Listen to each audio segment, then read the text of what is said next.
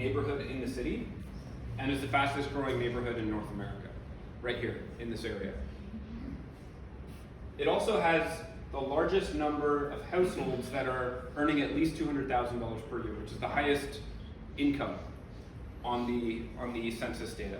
And so you have the most high earning households in this neighborhood than anywhere else in the city. You have more high earning households here than you do in Rosedale or in Yorkville.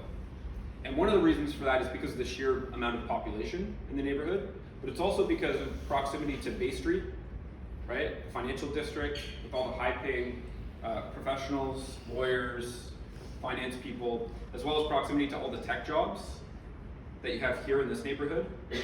And of course the amenities from being in the area with all the restaurants and the shopping. That's where these people want to live. Likewise, we took a look at transactions trading at a minimum of 1.4 million on the secondhand market, and we plotted them, these green plots that you see here on the map. And there's really two clusters. One's in Yorkville, and the other one's in the entertainment district here. So likely for the same reasons, right? This is where the fun is, this is where the restaurants and the shopping is, and this is where proximity to the high-paying jobs is.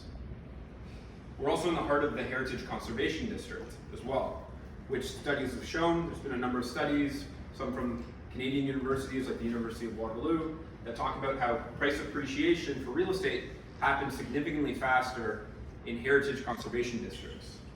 This is the Balfour building here. This is pictured in 1930. And that's the building that you see here, right? The one on the left is the one that we're standing in right now, the Tower building. And it's called the Tower building because in 1930 it was considered a tower at 10 stories high.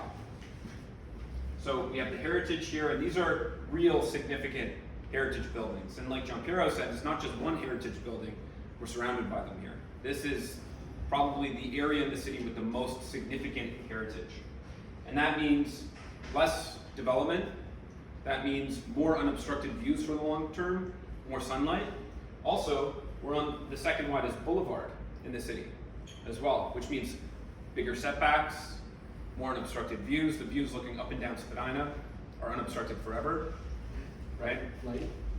More light, more sunlight.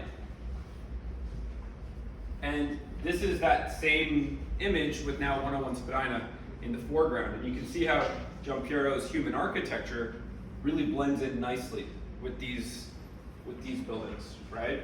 You can see the brick masonry and the arches and how it fits in. Now we're also at the height transition zone from the city. So this is the 101 Spadina location right here. And the dark shades that you see here are where the city wants current and future height and density and will allow it. And the lighter shades, which you see here on the left side of Spadina, within this dotted line, as you can see from the legend here, are where you have low-rise and mid-rise buildings, now and in the future. So this is planning, right? This is city planning. This is actually a city planning document that we recolorized. We added some more browns to match our branding, but it's a City of Toronto document. And this is what it looks like from an aerial image perspective.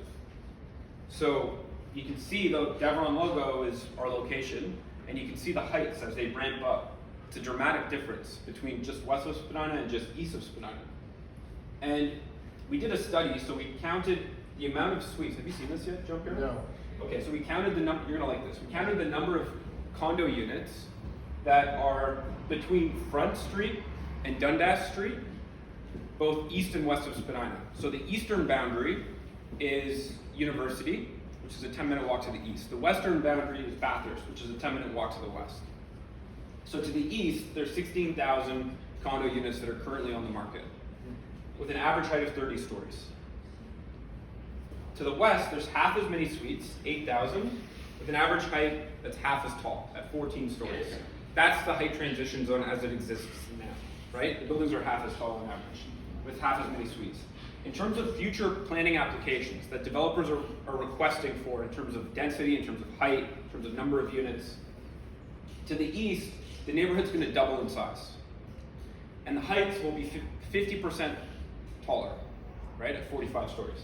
To the west, there's a third as many new units coming, a third as tall, right? The average proposed height, the requested height from developers, is only 17 stories.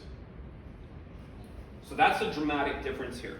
Now this is the average between Front and Dundas, which is a big average.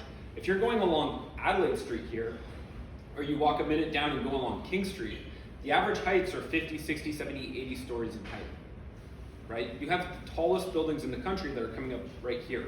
So when we talked about this being the fastest growing neighborhood in North America, that growth is really happening all here, which is great for 101 Spadina because you're walking distance to all the density and the action, but not everybody necessarily wants to be in the middle of it. Not everybody wants to be in the middle of all that construction over the next 10 years. People also enjoy having unobstructed views for the long run and the light that comes along with it as well, all the sunlight that comes along with it.